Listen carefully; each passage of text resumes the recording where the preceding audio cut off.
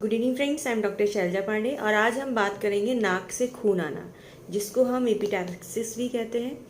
नाक से खून आने की दिक्कत जो है काफ़ी लोगों को होती है, महिलाओं को भी होती है, बच्चों को भी होती है। और जब नाक से खून आता है, नोज़ ब्लीडिंग एकदम से अगर हो जाती तो पेरेंट्स जो है, बच्चों के अगर पेरेंट्स होते हैं घबरा जाते हैं, परिवार के लोग एकदम से घबरा जाते हैं कि आखिर नाक से खून क्यों आ रहा है। तो देखिए, नाक से खून आने के बहुत सारे कारण होते हैं, इसके बारे में अभी हम बात करेंगे।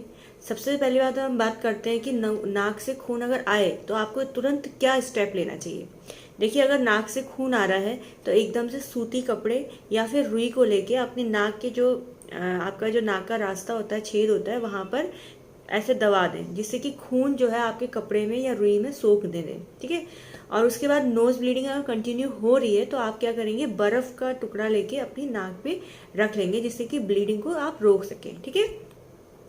दूसरी बात, नाक से खून आने के क्या क्या कारण होते हैं। देखिए, एक तो शुष्क हवा, अगर खुश्की बहुत ज़्यादा है तो उसकी वजह से नाक से खून आ सकता है। इसके अलावा जो लोग या फिर बच्चे जो होते हैं नाक में उंगली बार बार डालते हैं और नोचते रहते हैं, तो उसकी वजह से नाक से खून आ सकता है। इसके अलावा रेस्पिरेटरी सिस्टम में कोई इन्फेक्शन अगर हो गया है, बार बार जुकाम, सर्दी जुकाम लगातार लगा रहता है, बच्चे की नाक बहते रहती है, तो उसमें भी नाक से खून आ सकता है। बिकॉज वहाँ पे क्या होता है, ये कैपिलरीज होती हैं वो रैप्चर हो जाती हैं और उससे ब्लीडिंग हो जाती है।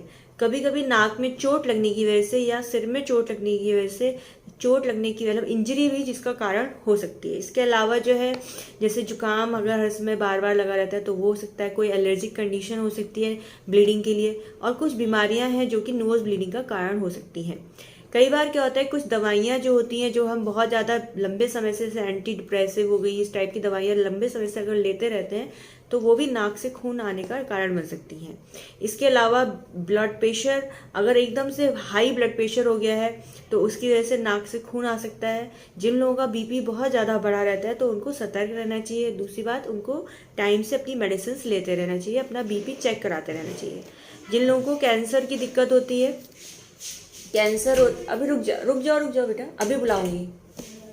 कैंसर अगर होता है तो उन ऐसे लोगों को भी नाक से खून आने की दिक्कत हो जाती है। कभी कभी हेमरेजिक कंडीशन होती है अगर बॉडी की, तो वहाँ भी नाक से खून आ जाता है। इसको रोकने के लिए होम्योपैथिक दवाइयाँ जो है, बहुत अच्छी दवाइयाँ होती हैं। अगर हम इसका इलाज समय पे ले लें तो आपको ये परेशानी जो है, हम इसको सही कर सकते हैं या ठीक कर सकते हैं। एक्चुअली क्या होता है कि हमारा शरीर जब हेमरेज की कंडीशन के लिए बहुत अधिक संवेदनशील होता है, जो कि ब्लीडिंग के लिए बहुत, जैसे रक्तस्राव के लिए बहुत ज़्यादा संवेदनशील होता है, तो उन लोगों से नाक से खून आ जाता है। ठीक है। कई बार कई बीमारियां, जैसे टाइफाइड हो गया, किसी का टाइफाइड बिगड़ जाने की वजह से, या फिर निमोनिया बिगड़ जाने की वजह से, छोटे बच्चों को अगर जॉन्डिस बिगड़ जाता है तो वहाँ पे भी कंडीशन ऐसी होती है कि नोज ब्लीडिंग होने के चांसेस रहते हैं। ठीक है। इसके अलावा जो होम्योपैथिक दवाइयों के बारे में बात करते हैं। पहली मेडिसिन बेलाडोना। बेलाडोना में क्या होता है कि नाक से खून आता है, उसके साथ साथ नाक में सूजन आना और लाल रंग की हो जाती है, तो बेलाडोना 30 हम दे सकते हैं।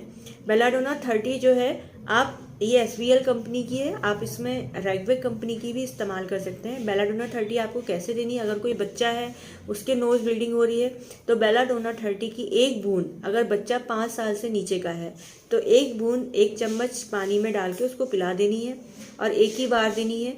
और उसके बाद अगर नोज ब्लीडिंग रुक जाती है तो दोबारा नहीं देना है। अगर बार बार हो रही है ब्लीडिंग और बच्चे का चेहरा लाल पड़ जा रहा है, गर्म हो जा रहा है चेहरा, तो वहाँ पर बेलाडोना 30 को आप एक बार और रिपीट कर सकते हैं। जैसे आपने दिया है तो आधे घंटे बाद आप उसको दोबारा दे सकते हैं। अगर नोज ब्लीडिंग नहीं रुकती है, तुरंत उसको अस्पताल ले जाएं और उसको दिखाएं भी। ठीक है। तो ये बेलाडोना 30 हो गई।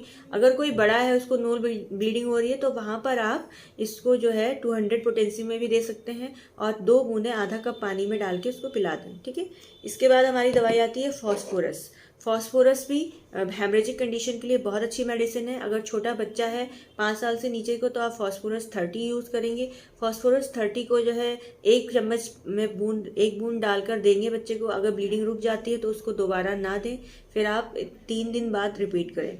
और अगर नहीं रुकती है तो आप इसको हर आधे घंटे में बच्चे को दे सकते हैं। जिसको ब्लीडिंग नहीं रुकती है, आपके आसपास कोई सुविधा नहीं है तो, और इससे ब्लीडिंग रुक जाती है। ठीक है।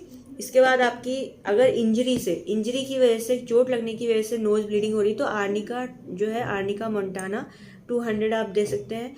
आर्निका मोंटाना 200 जो है 2 बूंदें आधा कप पानी में डाल के बड़ों को दे सकते हैं, और छोटे बच्चों को जो है 5 साल से नीचे 1 बूंद आधा 1 चम्मच में डाल के बच्चे को पिला दें। और अगर ब्लीडिंग बहुत हो रही है तो सुबह शाम इसको तो कंटिन्यू कर लें 5 दिन तक। उसके बाद आपकी मेडिसिन आती है एकोनाइट। एकोनाइट भी नोज़ ब्लीडिंग के लिए बहुत अच्छी मेडिसिन है। एकोनाइट 30 बच्चों के लिए इस्तेमाल की जाती है और एकोनाइट 200 आप बड़ों के लिए इस्तेमाल कर सकते हैं। बड़े लोग जो है 3 बूंदें आधा कप पानी में डाल के इसको दिन में 2 बार ले सकते हैं नोज़ ब्लीडिंग की कंडीशन में, और छोटे बच्चों को उसमें एक ही बार देना है 1 चम्मच में 1 बूंद डाल के।